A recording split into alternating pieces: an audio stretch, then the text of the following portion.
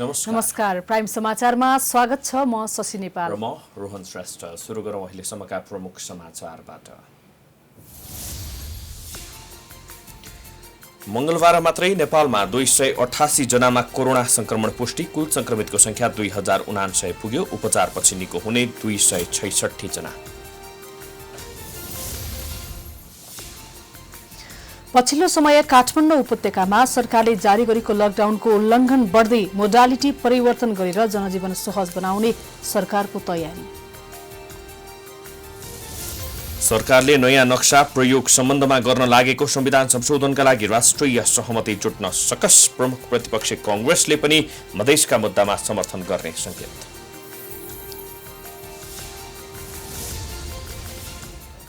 देशैभरका क्वारेन्टिनको व्यवस्थापनप्रति सरकार उदासीन। भारतबाट आएकालाई जथाभावी राखिँदा कोरोना संक्रमणको जोखिम उच्च, व्यवस्थित बनाउन संसदीय समितिको निर्देशन। लकडाउनका बेला करोडौंको जुवा खेल्ने 9 जना उद्योगपतिहरू खालबाटै पक्राउ। कोरोनाको कारण देखाउँदै उन्मुक्ति दिने सरकारको तयारी। तत्काल बिहा गर्न उद्योगपतिहरूको माग।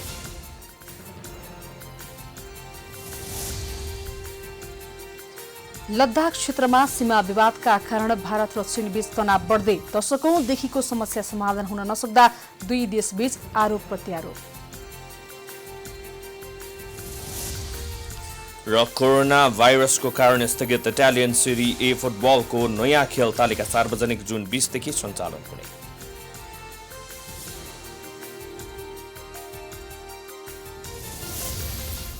अब समाचार विस्तारमा।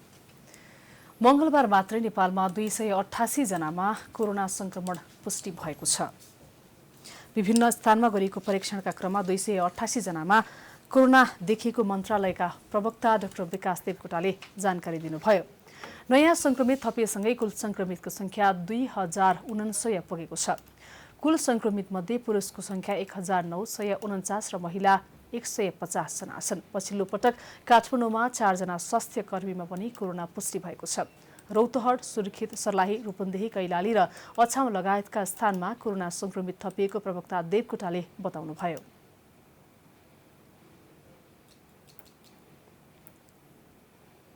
नयाँ संक्रमित पछिल्लो तथ्याङ्क अनुसार 288 जना नयाँ संक्रमित हुनुहुन्छ। उहाँहरूमध्ये 270 जना पुरुष र 18 जना महिला हुनुहुन्छ। कुल संक्रमित मध्ये 1949 जना पुरुष र 150 जना महिला रहेका छन्। संक्रमित मध्ये 8 जनाको मृत्यु भइसकेको छ।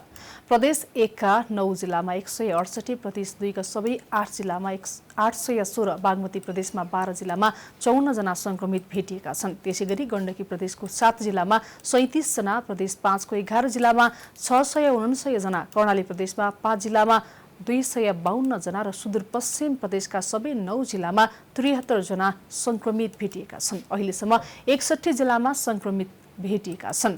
पछिल्लो 10 दिनमा कोरोना संक्रमण भेटिने संख्या बढेको मन्त्रालयले जनाएको छ। साथै परीक्षणको संख्या पनि बढाइएको दाबी मन्त्रालयले गरेको छ। पछिल्लो समय काठमाडौँ उपत्यकामा सरकारले जारी गरेको लकडाउनको उल्लङ्घन बढ्दै गएको छ। गत वर्ष चीनको वुहानबाट सुरु भएको कोरोनाको संक्रमण बढ्न थालेपछि सरकारले गत चैत्र 11 गतेदेखि लकडाउन गरेको थियो। पछिल्लो पटक लकडाउनलाई जेठ 32 गतेसम्म लम्ब्याइएको छ। काठमाडौँका सडकमा सार्वजनिक बाहेक निजी सवारी निर्बाध रूपमा गुडिरहेका छन्। लकडाउन भएको लामो समयपछि सरकारले मोडालिटी परिवर्तन गर्ने तयारी गरेको छ।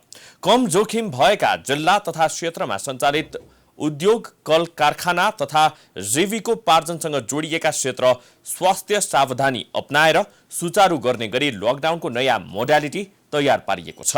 वैशाख 16 गतेको मन्त्री परिषद बैठकले 44 वटा क्षेत्रसँग सम्बन्धित उद्योग, कल कारखाना तथा ढुवानीलाई सुचारू अनुमति दिए पनि बजार, कल कारखाना सञ्चालन नहुँदा ती उद्योग पनि आंशिक मात्रै सञ्चालनमा छन्। 70 दिनसम्म लकडाउन गर्दा पनि कोरोना संक्रमितको संख्या भने बढिरहेको छ। देशमा संक्रमणको दोस्रो केस देखिँदा चैत्र 11 गतेबाट लकडाउन थालिएको थियो। संक्रमित भएकाको संख्या सोमबार नै 1800 नागिसकेको छ। लामो समयको लकडाउनको कारण ठूलो वर्गमा जीविकोपार्जनको समस्या देखिन थालेको छ भने नागरिक समाजबाट पनि यसको मोडालिटी परिवर्तन गर्नुपर्ने आवाज उठिरहेको छ। उद्योग वाणिज्य तथा आपूर्ति मन्त्री लेखराज भट्टले लकडाउन खुकुलो बनाउने बारे सरकारले अन्तिम तयारी गरेको बताउनु भएको छ। प्राइम टाइम्स टेलिभिजनको कार्यक्रम जनता जान्न चाहन्छन् का लागि ऋषि धमालसँग कुराकानी गर्दै मन्त्री भट्टले मन्त्रालयको तर्फबाट उद्योग धन्दा खोल्नेदेखि लकडाउनलाई कसरी खुकुलो बनाउन सकिन्छ भन्ने बारे आवश्यक गृह कार्य गरेको जानकारी दिनुभयो। अब बस्ने मन्त्री परिषद बैठकमा पेश गरी निर्णय गर्ने तयारी गरेको उहाँले बताउनुभयो।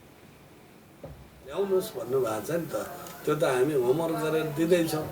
अब आउने क्याबिनेटमा एउटा निर्णय हुन्छ, भोलि पर्सि अब उच्च स्तरीय समिति समन्वय समितिको बैठक बस्छ, त्यसले एउटा सुझाव सल्लाहलाई कङ्क्रिट गर्छ र क्याबिनेटमा लिएर जान्छ र सम्माननीय प्रधानमन्त्रीज्यूलाई त्यसले त्यो सुझाव दिने कुरो हो। क्याबिनेटकै बैठक बसेर निर्णय गर्नुपर्छ। यो त क्याबिनेट उच्च समन्वय समितिले गर्न सक्दैन, त्यसले त कङ्क्रिट गर्छ अनि त्यसले क्याबिनेटमा लैजान्छ, प्रस्ताव लैजाने हो नि त। त्यसले त निर्णय गर्ने त क्याबिनेटले हो, सम्माननीय प्रधानमन्त्रीज्यूकै अधिकार हो नि त। यो त उहाँले नेपाल भारत बीच देखिएको सीमा विवादलाई समाधान गर्ने बारे समेत कूटनीतिक पहल र नेपालसँग भएका प्रमाणहरू समेत जुटाइसकेको समेत दावी गर्नुभयो। मन्त्री भट्टसँग गरेको कुराकानी बाँकी अंश आज राति 8 बजे जनता जान्न चाहन्छनमा प्रसारण हुनेछ। कोभिड रोकथाम तथा नियन्त्रण उच्च स्तरीय समन्वय समितिले सरकारवाला निकायहरूसँग छलफल गरेको छ। मंगलबार सिंहदरबारमा समितिले लकडाउनको मोडालिटीका बारेमा उद्योगी व्यवसायी लगायत वाणिज्य क्षेत्रसँग सरोकार राख्ने निकायसँग छलफल गरेको हो। नागरिकलाई सुरक्षित राख्दै व्यवस्थित रूपमा अघि बढाउन छलफल गरी सुझाव मागिएको प्रधानमन्त्री कार्यालयका सचिव नारायण प्रसाद बडारीले जानकारी दिनुभयो। उहाँले विभिन्न क्षेत्रबाट प्राप्त भएका सुझावलाई अध्ययन गरी उपयुक्त मोडालिटी तयार पार्ने बताउनुभयो। बन्दाबन्दीको अवस्थालाई सरलीकृत गर्नेमा समिति अघि बढेको बडारीको भनाइ छ। प्राप्त हुने सुझावलाई हामी भोलि निर्णयको क्रममा लैजाँदा इनपुटको रूपमा यो समितिलाई आज सुझाव दिने काम भएको भर्खर सम्पन्न भएको छ। आज म यति मात्रै यहाँहरूलाई राखेँ र यसको हामी कम्पाइल गरिसकेपछि त्यसको फाइन्डिङ्सलाई निचोड गरेर अझै केही क्लस्टर स्वास्थ्यका क्षेत्रहरूसँग कुरा गर्न बाँकी छ, अरू तह तबकासँग कुरा गर्न बाँकी छ, त्यसलाई संयोजन गरेर पछि फेरि हामी बताउनेछौँ। सरकार निर्णयको क्रममा अगाडि बढ्छ। हस्, धन्यवाद। जस्तो अब यो म्याच्योर्ड भइसकेको छैन। छलफलपछि नेपाल उद्योग वाणिज्य महासङ्घीय अध्यक्ष भवानी राणाले जोखिमको अवस्था हेरेर उद्योग सञ्चालन गर्नुपर्नेमा छलफल भएको बताउनुभयो। फेज वाइज चाहिँ बिस्तारै खुकुलो गर्दै अर्थतन्त्रलाई चलायमान बनाउनु पर्यो, किनभने रोजगारी गुमाउने पनि धेरै भइसकेको अवस्था छ भन्ने कुरामा छलफल भयो र उहाँले चाहिँ राम्रो रिस्पोन्स पनि गर्नुभएको छ। र हामी विभिन्न सेक्टर्सको मान्छेसँग जस्तै आज उद्योग व्यवसायीसँग, त्यसपछि स्वास्थ्य कर्मीहरूसँग, विज्ञहरूसँग भेटेर चाहिँ यो 3-4 दिनमा चाहिँ केही न केही चाहिँ यसको चाहिँ अगाडि बढ्छौँ भन्ने कुरा राख्नु छ। छलफलमा सामाजिक कार्य गर्ने संस्था, यातायात व्यवसायी लगायतको पनि सहभागिता रहेको थियो। सरकारले नयाँ नक्सा जारी गरेपछि त्यसलाई संविधानको अनुसूचीमा राख्न ल्याएको संविधान संशोधनको प्रस्तावमा दलहरूबीच तत्काल सहमति नबन्ने देखिएको छ। जनता समाजवादी पार्टीले समेत आफूहरूको माग समेत सम्बोधन गर्नुपर्ने भन्दै प्याकेजमै संशोधनको अर्को प्रस्ताव दर्ता गराएपछि संविधान संशोधनको प्रस्ताव तत्काल नहुने देखिएको छ। उता प्रमुख प्रतिपक्षी नेपाली कांग्रेसले पनि मधेसको मुद्दालाई पनि समेट्नुपर्ने बताउँदै आएको छ। सार्वभौम सत्ता र राष्ट्रिय एकताको मुद्दामा सबै राजनीतिक दलहरूबीच राष्ट्रिय सहमतिका साथ अघि बढ्नुपर्ने हो। तर मुलुकको राष्ट्रियताको मुद्दामा समेत दलहरूले देखाएको अकर्मण्यता र गैर जिम्मेवारपनले मुलुकको नयाँ नक्सालाई निशाना छापमा प्रयोग गर्न ल्याउन लागेको संविधान संशोधनको प्रस्ताव समेत त्यत्तिकै थन्किने भएको छ। प्रधानमन्त्री केपी शर्मा ओलीले बोलाएको सर्वदलीय बैठकमा प्रमुख प्रतिपक्षी दल नेपाली कांग्रेस, राष्ट्रिय प्रजातन्त्र पार्टी, मजदुर किसान पार्टीले समर्थन जनाए पनि मधेसवादी दल जसपाले भने आफूहरूको मागलाई समेत सम्बोधन गरेर संशोधन गर्नुपर्ने शर्त राखेका थिए। उता प्रमुख प्रतिपक्षी दल कांग्रेसले केन्द्रीय समितिको बैठकबाटै सरकारले ल्याएको संविधान संशोधनको पक्षमा मतदान गर्न आफ्ना सबै सांसदहरूलाई निर्देशन समेत दिइसकेको छ। यता मधेसवादी दललाई समेत सहयोग गर्ने आश्वासन दिएका कांग्रेसले कांग्रेसकै समर्थनमा जसपाले सोमबार मात्रै संसद सचिवालयमा संविधान संशोधनको प्रस्ताव दर्ता गराएका छन्, जसले नेपाली कांग्रेसले दोहोरो भूमिका खेल्यो भन्ने आरोप लाग्न थालेको छ। कांग्रेस नेता भीमसेनदास प्रधानले पनि कांग्रेस संशोधनको पक्षमा रहेको तर मधेसवादी दलहरूको मागप्रति पनि आफूहरू सकारात्मक रहेको बताएका छन्। अब होइन अस्ति पार्टीले निर्णय गर्दाखेरि पनि होइन अब प्रमुख एजेन्डा त त्यो सीमाङ्कनकै भयो, त्यो लोगोकै कुरा भयो होइन, त्यही कुरामा हो नि। अनि त्यसमा चाहिँ मधेसको चाहिँ एजेन्डालाई पनि होइन सरकारले चाहिँ सम्बोधन गरोस् भन्ने पनि त्यसमा आशा थियो कि यसमा पार्टी निर्णयमा पनि होइन। अब यसमा चाहिँ के भने अब यो त उहाँहरूको पहिलेदेखि एजेन्डा हो नि मधेसको त, यो बेल त उहाँले यो त स्वतः उठाउँछ नि, उहाँको ठाउँ त ज्यादै हो नि। संविधान संशोधन कुरा त उहाँले पहिले उठाएर कुरा हो है, त उहाँ सरकार जाँदाखेरि पनि होइन संविधान संशोधन गर्छु भनेर लगेको उहाँलाई होइन, तर अब सरकारले गरिदियो उहाँलाई। सरकारले ल्याएको संशोधन प्रस्तावको समर्थनमा रहेको र मधेसवादी दलले उठाएको मुद्दा र संशोधनको प्रस्तावले सरकारले ल्याएको संशोधनको प्रस्ताव समेत अलपत्र परेको छ। मधेसवादी दलहरूले भने यो प्रस्ताव अहिलेको मात्र नभई पुरानै मुद्दा भएकोले अहिले सरकारले ल्याएको संशोधनमा आफूहरूको मागलाई सम्बोधन नगर्नुको कुनै औचित्य नै नहुने बताउँछन्। हाम्रो चाहिँ नगर्ने तपाईँको गरिदिने, यो डिक्टेटरसिप भएन। मुद्दा सेम छ, संविधान संशोधन सम्बन्धी नै एउटा कागजमा चाहिँ अधिकार पाउनु भएछ भने त्यसलाई चाहिँ तपाईँले बडा महत्त्वपूर्ण। जमिन जो जहाँ पीडा सहिरहेको छ, मानिस जेलमा पीडा सहिरहेको छ, कसरी हो हाम्रो लागि त दुर्भाग्यको हो। हामीले के पायौँ, कसरी चाहिँ नेपालको हिस्सा भयो मधेस बताउन सक्छ? गत जेठ 14 गते बसेको प्रतिनिधि सभाको बैठकको कार्यसूचीमै संशोधनको प्रस्तावलाई कार्यसूचीमा राखिए पनि अन्तिममा कार्यसूचीबाटै हटाउनु परेको थियो। त्यस यता सांसदहरूले संसद बैठकमा उक्त प्रस्तावबारे छलफल गर्न माग गरे पनि अहिलेसम्म पुनः कार्यसूचीमा राख्ने नराख्ने भन्नेबारे सरकारले समेत त्यति चासो देखाएको छैन, जसले राष्ट्रियताको मुद्दामा समेत सरकार र राजनीतिक दलहरू गम्भीर नभएको विश्लेषण समेत हुन थालेको छ। प्राइम समाचारको लागि निरज तामाङ, राजनीतिक ब्युरो, काठमाडौँ। सुदूरपश्चिम प्रदेशमा भारतबाट आउनेहरूको संख्या दिन प्रतिदिन बढ्दै गइरहेको छ।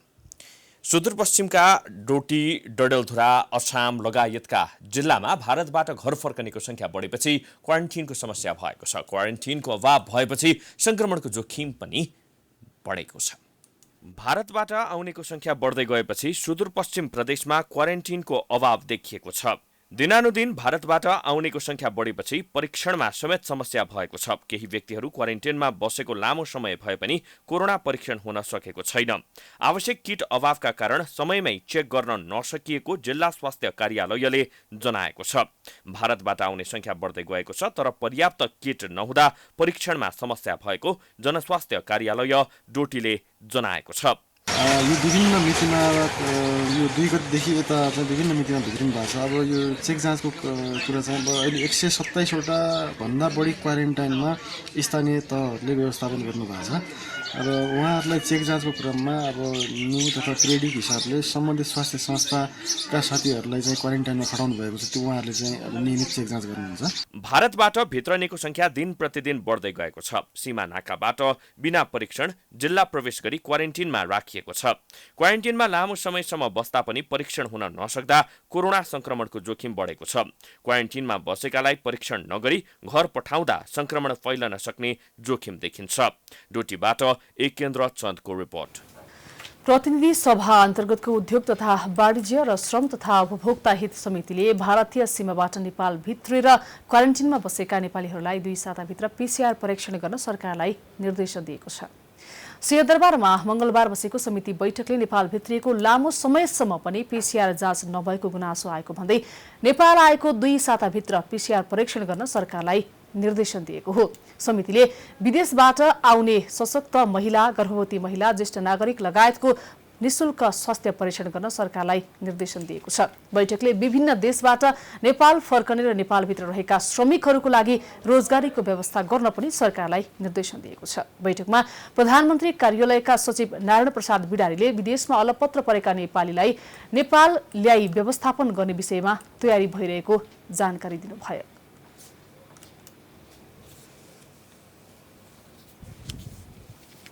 समाचारको सिलसिला जारी छ, हामी विश्राम पछि आउँछौं।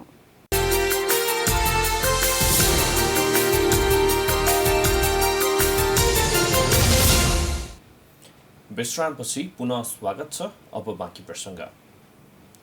हालसम्म नेपालमा कोरोना भाइरस परीक्षणको संख्या 1,91,000 नागेको छ। तीमध्ये करिब 75,000को पीसीआर टेस्ट गरिएको छ। आरडीटी र पीसीआर गरी पछिल्लो 24 घण्टामा करिब 6,000 परीक्षण भएको छ। अहिले देशभरका क्वारेन्टिनमा झण्डै 1,45,000को संख्यामा रहेका छन्। अहिलेसम्म कुल 1,91,688 जनाको कोरोना भाइरस परीक्षण गरिएको छ। हालसम्म 75,343 जनाको पीसीआर परीक्षण र 1,16,345 को ऱ्यापिड अर्थात् आरडीटी टेस्ट गरिएको स्वास्थ्य तथा जनसङ्ख्या मन्त्रालयका प्रवक्ता डाक्टर विकास देवकोटाले जानकारी दिए। पछिल्लो 24 घण्टामा 3,440 वटा पीसीआर परीक्षण भएको छ भने आरडीटी विधिबाट 2,588 वटा परीक्षण भएको छ।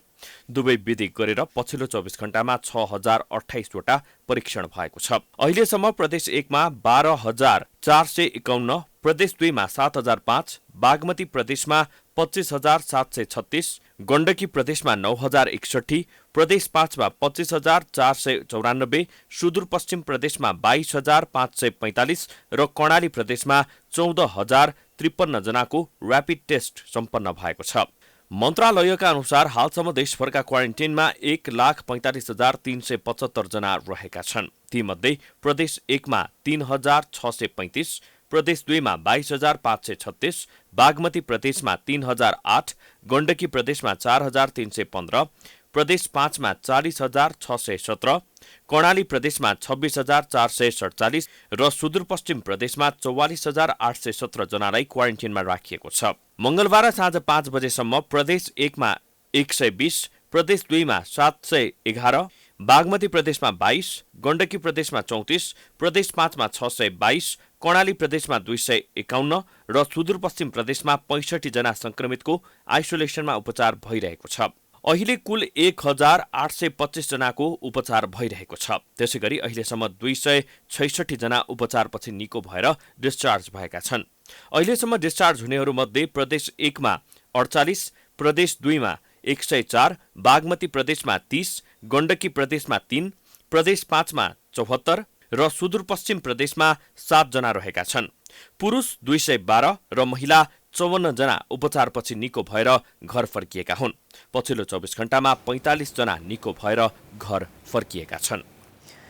पश्चिम रुकुममा भएको विभत्स हत्याकाण्डको छानबिनका लागि सरकारमाथि चौतर्फी दबाव परिरहेको छ। सडकदेखि सदनसम्म दोषीलाई कारबाही गर्न आवाज उठिरहेको छ। संसदीय समितिले पनि कानुनी कारबाहीको प्रक्रिया निष्पक्ष ढङ्गले अघि बढाउन सरकारलाई निर्देशन दिएको छ। सभा अन्तर्गतको कानून न्याय तथा मानवाधिकार समितिले पश्चिम रुकुम घटनाका दोषीलाई निष्पक्ष ढङ्गले कानुनी कारबाही अघि बढाउन सरकारलाई निर्देशन दिएको छ। सिंहदरबारमा मंगलबार बसेको समिति बैठकले घाइतेको निशुल्क उपचार गर्न निर्देशन दिँदै दोषीलाई निष्पक्ष ढङ्गले कानुनी कारबाही गर्न गृह मन्त्रालयलाई निर्देशन दिएको हो। समितिले नेपाल प्रहरीमा दलित सेल खोल्न पनि निर्देशन दिएको छ।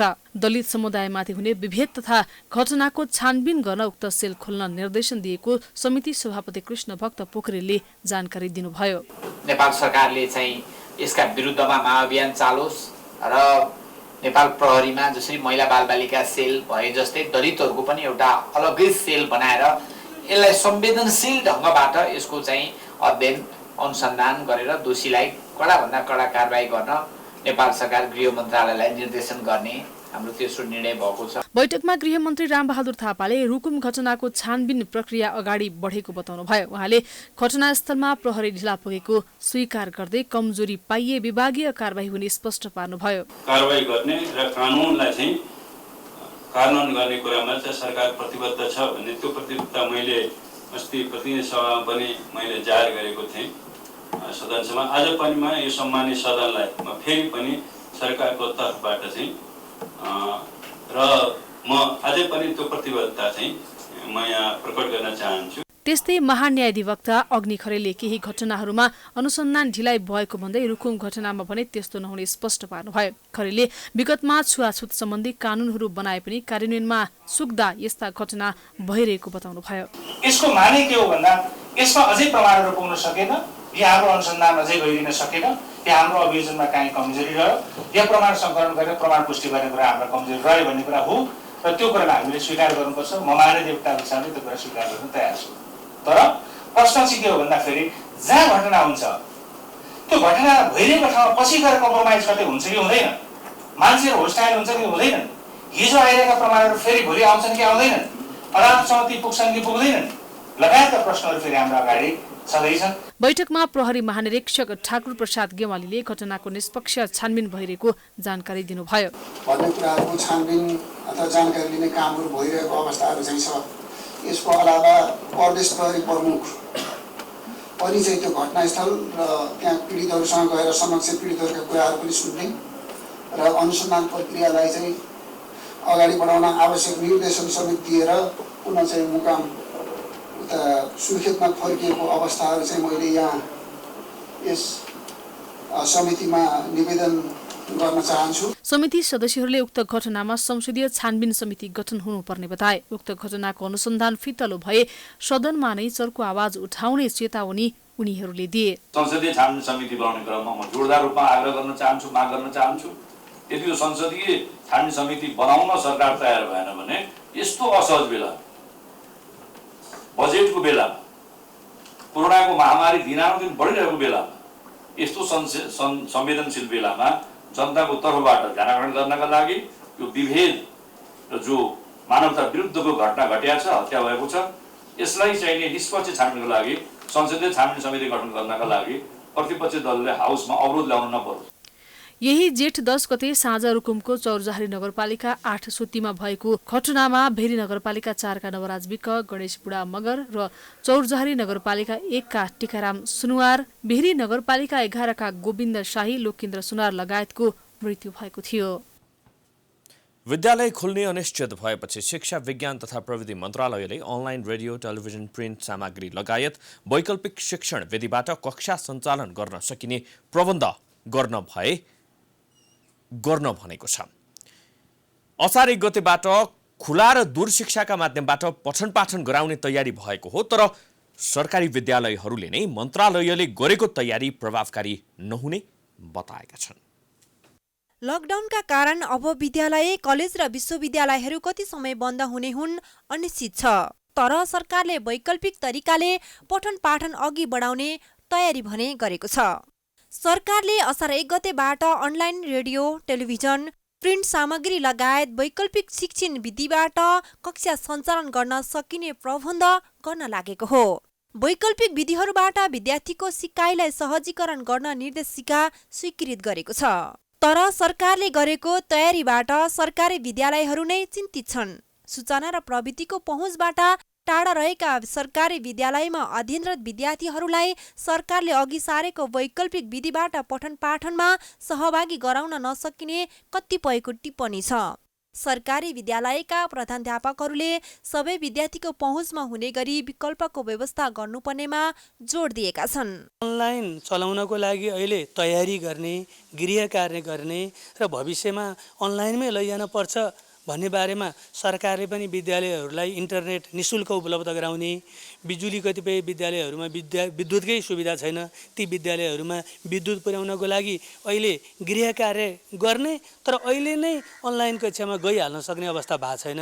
राज्यले देशैभर बिजुली, इन्टरनेटको सुविधा दिन सक्छ कि सक्दैन? अहिले कति नागरिकको यसमा पहुँच पुगेको छ? 24 घण्टा बिजुली र इन्टरनेटको व्यवस्था हुन्छ त भन्ने खालका प्रश्न उब्जिएको अभिभावकहरू बताउँछन्। यस्ता कुराहरू छन्, हाम्रो पहुँचका कुराहरू छन्।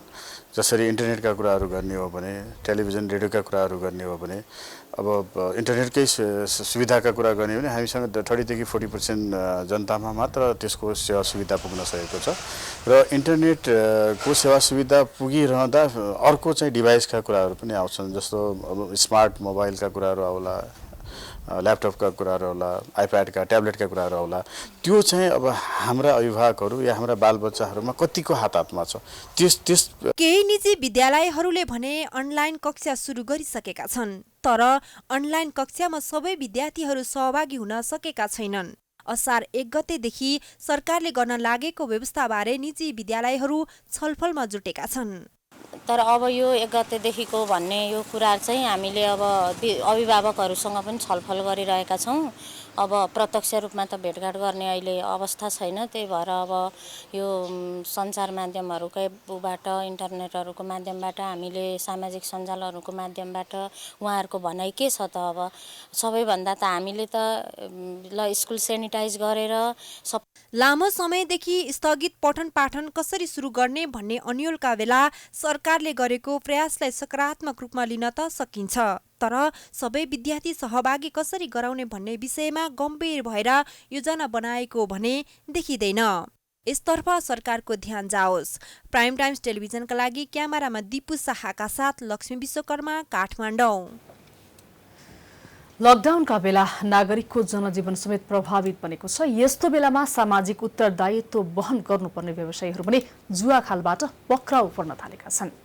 महानगरीय प्रहरी वृत्त दरबार मार्गले चलाएको अपरेसनमा पक्राउ परेका 9 जना व्यक्तिलाई प्रहरीले छाड्ने भएको छ। कोरोना भाइरसको कारण देखाउँदै प्रहरीले उनीहरूलाई हाजिरी जमानीमा छाड्न लागेको हो। महानगरीय प्रहरी वृत्त दरबार मार्गको टोलीले सोमबार साँझ कमलादी स्थित गनगौर होटलबाट जुवा खेलेर खेलाउने कार्यमा संलग्न 9 जना व्यापारीलाई पक्राउ गरेको छ।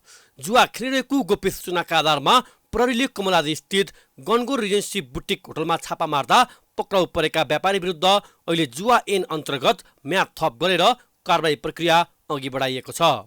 जुवा खेलेको भन्ने सूचनाको आधारमा प्रहरीले उक्त स्थानमा छापा मार्दा 8 जना खेलिरहेको अवस्थामा फेला पारेको हो। त्यसमा ती 8 जना र त्यो होटल यो रिजेन्सी बुटिक होटल कमलादीमा त्यहाँ त्यो वारदात भएको भनेको र त्यो होटल सञ्चालक समेत गरी 9 जनालाई हामीले नियन्त्रणमा लिएको हो र जुवा ऐन अन्तर्गत अनुसन्धान गरी अगाडि बढ्दैछ। प्रहरीको प्रारम्भिक अनुसन्धानले स्थान बदल्दै जुवा खेल्ने गरेको खुले पनि के कति व्यक्तिको संलग्नतामा कहिलेदेखि जुवा खाल सञ्चालन भइरहेको छ भन्ने बारेमा प्रहरी अनुसन्धान केन्द्रित भएको छ। होटलमा जुवा खेल्दै गर्दा पक्राउ परेकाहरू बैंकर, उद्योगी, व्यापारीहरू रहेका छन्। उच्च घरानिया व्यापारीहरू विमल खेतान, विमल आउजा, रामचन्द्र सङ्गाई, सुरेश कुमार अग्रवाल, पुरुषोत्तम अग्रवाल, गोविन्दराम सरिया, अशोक कुमार अग्रवाल, नन्दकिशोर शर्मा तथा होटल सञ्चालक भारतीय नागरिक मिक्की जोगाईलाई पक्राउ गरेर महानगरीय प्रहरी वृत्त दरबार मार्गको हिरासतमा राखिएको छ। दर्शकबिन्दु, यो त्यही स्थान हो कमलादीबाट यो पूर्वबाट लाग्ने अर्थात् प्रज्ञा प्रतिष्ठानको ठिक पछाडि रहेको यो रिजेन्सी ब्यान्क्विट होटल बाई गङ्गोर। यो होटलमा हिजो ठुला व्यावसायिक घरानाका 9 जना जो होटल सञ्चालक सहित 9 जनालाई प्रहरीले यहाँबाट रङ्गे हात जुवा खेल्दै गरेको अवस्थामा दरबार मार्गबाट खटिएको प्रहरी टोलीले उनीहरूलाई नियन्त्रणमा लिएको थियो। करिब 3 लाख चान्चुन रकमसहित विभिन्न क्यासिनोमा प्रयोग हुने कोइनहरू समेत प्रहरीले यहाँबाट यो होटलबाट नियन्त्रणमा लिएको हो। विभिन्न इन्सुरेन्स कम्पनी, बैंक, वैदेशिक व्यापार आयातमा संलग्न अशोक अग्रवाल नेपालका लागि गिनीका अवैधानिक वाणिज्य दूत समेत हुन्। यसअघि किर्गिस्तानका अवैधानिक दूत सुलभ अग्रवाल थर्मोगन कालोबजारी गर्दा गर्दै पक्राउ परेका थिए।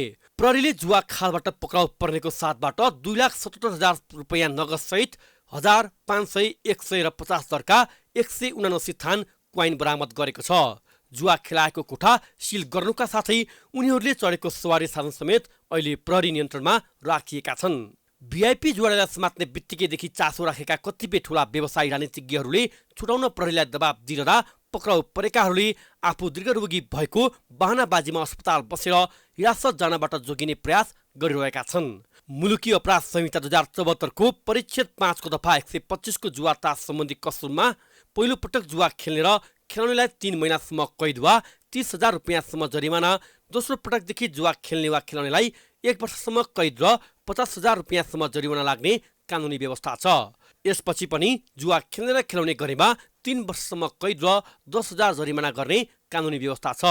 तर जिल्ला प्रशासन कार्यालय मार्फत चल्ने जुवा मुद्दामा अधिकांशले धरोटीमा उन्मुक्ति पाउने गरेका छन्। क्यामेरामा सुमन धिलोलाका साथ दीपक अर्याल, काठमाडौँ। मिचिएको नेपाली भूमि फिर्ता गर्न माग गर्दै डाक्टर गोविन्द केसीले दार्चुलामा अनसन बसेका छन्। जिल्लाको खलङ्गास्थित जगन्नाथ मन्दिर गल्फैमा पत्रकार सम्मेलन गर्दै डाक्टर केसीले 2 दिने अनसन सुरु गरेका हुन्।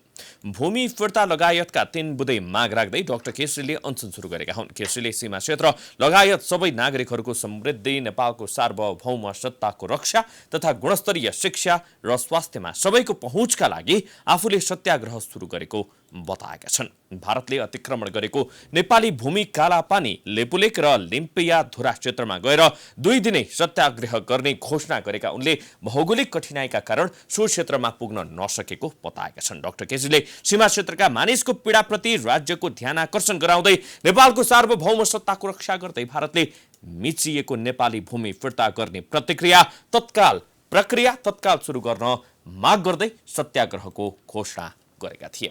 समाचारको सिलसिला जारी छ। हामी विश्रामपछि आउँछौं। विश्राम अघि प्रमुख समाचार।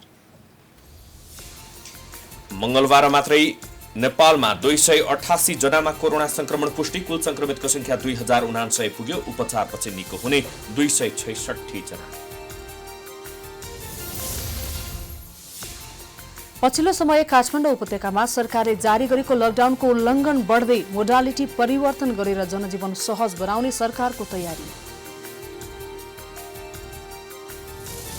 सरकारले नयाँ नक्सा प्रयोग सम्बन्धमा गर्न लागेको संविधान संशोधनका लागि राष्ट्रिय सहमति जुट्न सकस। प्रमुख प्रतिपक्षी नेपाली कांग्रेसले पनि मधेसका मुद्दामा समर्थन गर्ने संकेत।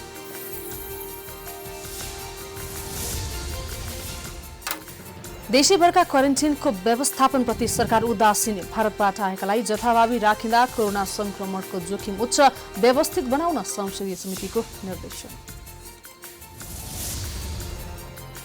लकडाउनका बेला करोडौंको जुवा खेल्ने 9 जना उद्योगपतिहरू खालबाटै पक्राउ। कोरोनाको कारण देखाउँदै उन्मुक्ति दिने सरकारको तयारी तत्काल रिहा गर्न उद्योगीहरूको माग।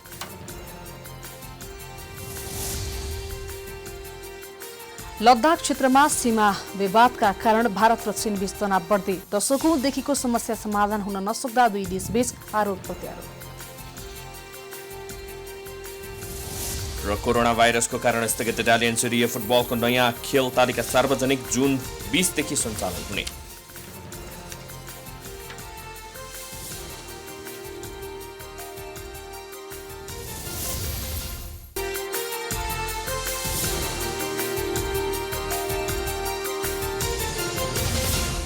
विश्रामपछि पुनः स्वागत छ। अब आर्थिक समाचार।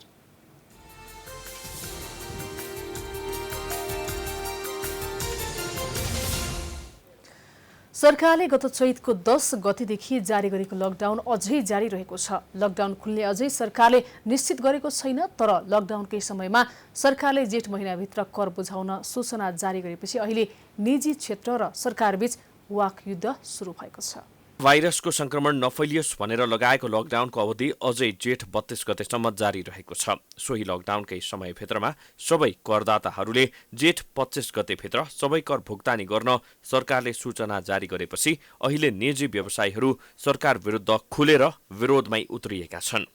व्यवसायीहरूले सरकारले दिएको समयभित्र कर तिर्न नसक्ने जवाफ दिएका छन्। व्यवसायीहरूले आफूहरूलाई घरमा थुनेर राखेको अवस्थामा कहाँबाट पैसा ल्याएर कर तिर्ने भन्दै सरकारप्रति प्रश्न समेत गरेका छन्। नेपाल उद्योग वाणिज्य महासंघका वरिष्ठ उपाध्यक्ष शेखर कोल्छाले व्यापार नभएको अवस्थामा कर तिर्न नसकिने बताएका छन्। लकडाउन नखोली कर तिर्न नसकिने बताउँदै जेठ 25 गते सबै कर तिर्न आएको सूचना पुनर्विचार गर्नुपर्ने धारणा व्यवसायीहरूले राखेका छन्। व्यवसायीले कर्जा लिएर कर तिर्ने हो, यो समयमा कर्जा लिन सक्ने अवस्था पनि नभएको व्यवसायीहरूको भनाइ छ। आर्थिक वर्ष सकिन लाग्दा सरकारलाई राजस्वको स्रोतको दबाव भए पनि करको मिति तोक्नु जायज नभएको व्यवसायीहरूले बताएका छन्। जेठ मसान्तसम्म लकडाउन थपेर कर तिर्न ताकेता गर्नु सरकारको गम्भीर गल्ती भएको बताइएको छ। तोकिएको समयभित्र कर नबुझाएको खण्डमा सरकारले सबै व्यवसायीलाई कालो सूचीमा राख्ने भन्दै जेठ मसान्तसम्ममा कर तिर्ने आदेश दिएको छ। सर्वोच्च अदालतले समेत लकडाउन अवधिलाई शून्य समय भनेको तथा गृह मन्त्रालयले निकालेको सूचनामा सार्वजनिक विधा कायम गर्नुपर्ने उल्लेख भए पनि सरकारलाई तिर्नुपर्ने कर जेठ 25 गतेसम्म नतिरे कानून अनुसार जरिवाना लाग्ने भन्दै आन्तरिक राजस्व विभागले सूचना जारी गरेको हो। सरकारले छुट दिएको समयसम्म मात्रै जरिवाना वा पेनाल्टी नलाग्ने तर जेठ 25 गते बुझाउनु पर्ने सम्पूर्ण कर नतिरे जरिवाना लाग्ने अर्थ मन्त्रालयले जनाएको छ। 25 गतेसम्म जो जसले जे जति कर बुझाउनुहुन्छ त्यसमा कुनै किसिमको जरिवाना लाग्ने कुरा भएन, तर सरकारले तोकेको सीमा नाग्ने बित्तिकै जरिवाना लाग्ने भन्दै विभागले सूचना जारी गरेको छ। यस्तो विषम परिस्थितिमा कसरी कार्यालय खोलेर सरकारलाई कर तिर्ने भन्ने व्यवसायीहरूले चिन्ता व्यक्त गरेका छन्। प्राइम टाइम्स टेलिभिजनका लागि रोशन कार्कीको रिपोर्ट। नेपाली कांग्रेसले कुन विधिबाट उद्योग धन्दा सञ्चालन गर्न सकिन्छ भन्ने विषयमा 7 प्रदेशका उद्योगीहरूसँग छलफल गरेको छ। 7 प्रदेशकै उद्योगी व्यवसायीसँग मंगलबार भर्चुअलको माध्यमबाट कांग्रेसले छलफल गरेको हो।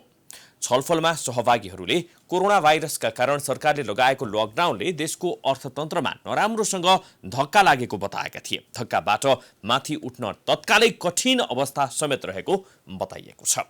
नेपाली कांग्रेसले गठन गरेको आर्थिक समृद्धि र विकास समन्वय उपसमितिले सो छलफलको आयोजना गरेको थियो। कार्यक्रममा तत्कालै लकडाउन खोले पनि उद्योग धन्दा सञ्चालन गर्न नसकिने सहभागी व्यवसायीहरूले बताएका छन्। उनीहरूले सरकारले केही समय राहत प्याकेज ल्याउनु पर्ने र सो राहत प्याकेज अनुसार उद्योग धन्दालाई पहिलेकै अवस्थामा सञ्चालन गर्ने वातावरण उद्योगीहरूले बनाएर अगाडि बढ्नुपर्नेमा जोड दिएका छन्। कांग्रेसले गठन गरेको आर्थिक समृद्धि र विकास समन्वय उपसमितिको संयोजक विनोद चौधरी रहेका छन्। अब अन्तर्राष्ट्रिय समाचार।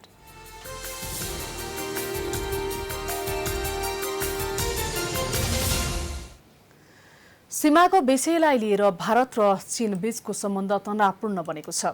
पछिल्लो समय करिब 1400 फिटको उचाइमा रहेको लेह लद्दाख क्षेत्रमा सीमा विवादका कारण दुई छिमेकी आम्ने सामने भएका छन्। भारत र चीन बीच करिब 3500 किलोमिटर लामो सीमा छ, जसमध्ये केही भूभागमा दुई मुलुक बीच दशकौंदेखि विवाद रहँदै आएको छ।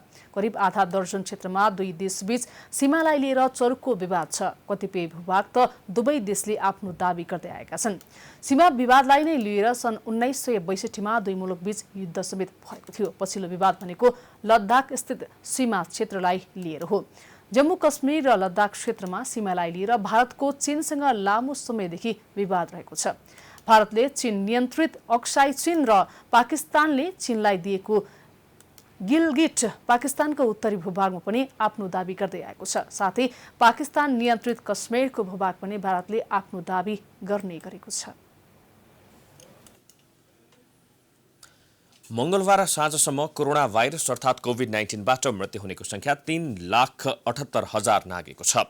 विश्वभर अहिलेसम्म यो भाइरसका कारण 64 लाख भन्दा धेरै संक्रमित भएका छन्। संक्रमित मध्ये 29,30,000 निको भएका छन्। उपचाररत करिब 31 लाख मध्ये करिब 53,400 को अवस्था भने चिन्ताजनक रहेको छ। अहिलेसम्म 213 राष्ट्रमा फैलिएको कोरोनाले सबैभन्दा धेरै अमेरिकाका नागरिकको मृत्यु भएको छ भने संक्रमण पनि अमेरिकामा नै धेरै फैलिएको छ। अमेरिकामा मृतकको संख्या 1,07,000 नागेको छ। छिमेकी मुलुक भारतमा पनि मृत्यु हुनेको संख्या 5,600 नागेको छ। त्यहाँ संक्रमितको संख्या 2 लाख पुगेको छ। अब खेलकुद समाचार।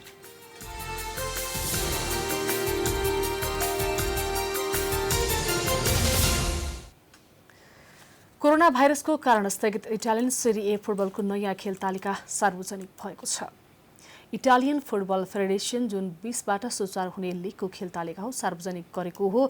फेडरेसनले सार्वजनिक गरेको खेल तालिका अनुसार जुन 20मा 2 खेल हुनेछ, जसमा पोर्माले काग्लियारी तथा एटलान्टाले सासुलोसँग खेल्नेछ। यस्तै जुन 21मा इन्टर मिलानले साम्पोडोरियासँग खेल्नेछ। लिग लिडर युभेन्टसले जुन 22मा बोलोग्नासँग खेल्नेछ। त्यही दिन एसी मिलानले लिसी र फियोरेन्टिनाले ब्रेसियासँग खेल्नेछ। यस सिजन युभेन्टस 63 अङ्क सहित शीर्ष स्थानमा रहेको छ। दोस्रो स्थानको लाजियोको 62 अङ्क रहेको छ। यो सँगै हामी समाचारको अन्त्यमा आइपुगेका छौं। जाँदा जाँदै प्रमुख समाचार फेरि एकपटक। मंगलबार मात्रै नेपालमा 288 जनामा कोरोना संक्रमण पुष्टि। कुल संक्रमितको संख्या 2079 पुग्यो। उपचारपछि निको हुने 266 जना। पछिल्लो समय काठमाडौँ उपत्यकामा सरकारले जारी गरेको लकडाउनको उल्लङ्घन बढ्दै मोडालिटी परिवर्तन गरेर जनजीवन सहज बनाउने सरकारको तयारी।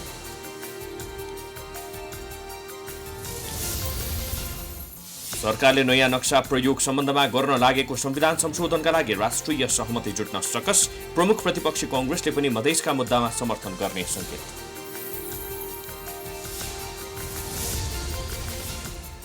देशैभरका क्वारेन्टिनको व्यवस्थापनप्रति सरकार उदासीन। भारतबाट आएकालाई जथाभावी राखिँदा कोरोना संक्रमणको जोखिम उच्च, व्यवस्थित बनाउन संसदीय समितिको निर्देशन। लकडाउनका बेला करोडौंको जुवा खेल्ने 9 जना उद्योगपतिहरू खालबाटै पक्राउ। कोरोनाको कारण देखाउँदै उन्मुक्ति दिने सरकारको तयारी। तत्काल रिहा गर्न उद्योगपतिहरूको माग।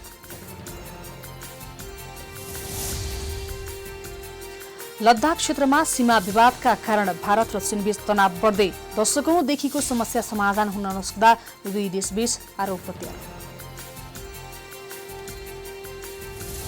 र कोरोना भाइरसको कारण स्थगित इटालियन सेरी ए फुटबलको नयाँ खेल तालिका सार्वजनिक जुन 20 देखि सञ्चालन हुने।